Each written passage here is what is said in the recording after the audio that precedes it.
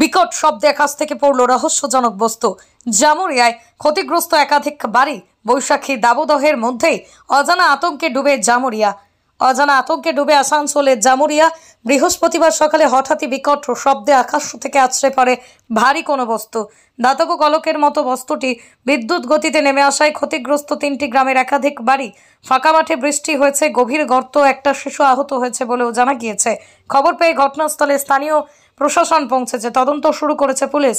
এখনো স্পষ্ট নেই বৈশাখী দাবদাহের মধ্যে আকাশ থেকে আচমকা কি নেমে এলো। স্থানীয় সূত্রে জানা গিয়েছে আজ সকালে কান ফাটানোর শব্দে অজানা বস্তু আছড়ে পড়ে জামুরিয়ার গ্রামে। ইখরার বাদ্যকর পাড়ায় বাড়ি ভেঙেছে 3টি পাকা বাড়ি। জাদুডাঙ্গায় ক্ষতিগ্রস্ত হয়েছে একটি বাড়ির টালির চাল। এছাড়াও বেনালিতে মাঠের মাঝে সৃষ্টি হয়েছে বিরাট গর্ত।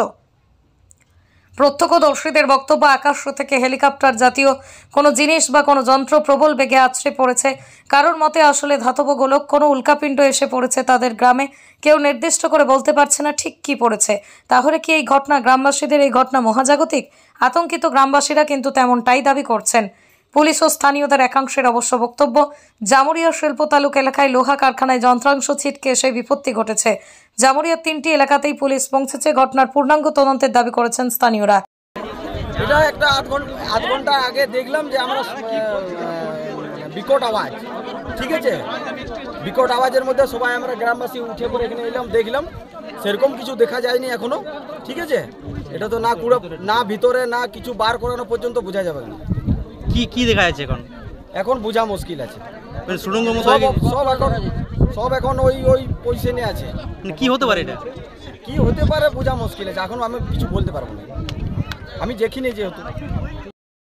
আমরা গ্রামের মাঝখানে বসেছিলাম, ঠিক আছে। তো সেখানে বসে থাকার পর একটা যেভাবে হেলিকপ্টার আছে একটা আওয়াজ ভনভন করে আসে। তো সেই আওয়াজটা দেখে পরে উপর দিকে তাকিয়ে দেখি একটা কালো মতন বেশ চক্রর মতন ঘুরে ঘুরে মহাকাশ থেকে আমাদের পড়তে দেখা যায়। তো সেটা দেখে পরে আমরা দৌড়ে আসি তার পেছনের মধ্যে দিয়ে। তারপর দেখতে পাই এই মাঠের মধ্যে একটা পড়ে আছে। সেখানে প্রায় 4 ফুট থেকে 5 ফুট গর্তের মধ্যে ভিতরে ঢুকে আছে। এখনো সেই জিনিসটা কি তা আমরা এখনো পর্যন্ত জানতে পারি না। তাই আমরা প্রশাসনকে ফোন করেছিলাম, সেই প্রশাসন এখনো এসছে। তারা দেখি এখনো পর্যন্ত তারা কি ব্যবস্থা করে এটা জিনিসটা জানার জন্য। তাই এখানে আমরা দেখতে পাচ্ছি এখনো আমাদের মিহিরবাবু এসছেন জামুরিয়া থানার, ওনাকে আমরা ইনফর্ম করেছিলাম প্রথমে। মানে কি বোর্ডে কি এখন বুঝতে পারলে কিছু না, সেটা আমরা বুঝতে পারিনি। একটা কালো চক্রের মতন ছিল, মহাকাশ থেকে বেশ দেখলাম পড়তে পারছি। মানে এই ঘটনার পর কতটা আতঙ্কে আছেন আপনারা? আমরা তো আতঙ্কে আছি। এর আগে আমরা শুনলাম যে আরও আশেপাশে গ্রামে আরও 2-1টা পড়েছে, এটা সম্পর্কে আমরা শুনেছি, জাস্ট আমরা ওখানে যাইনি সেটা দিয়ে তদন্ত করি।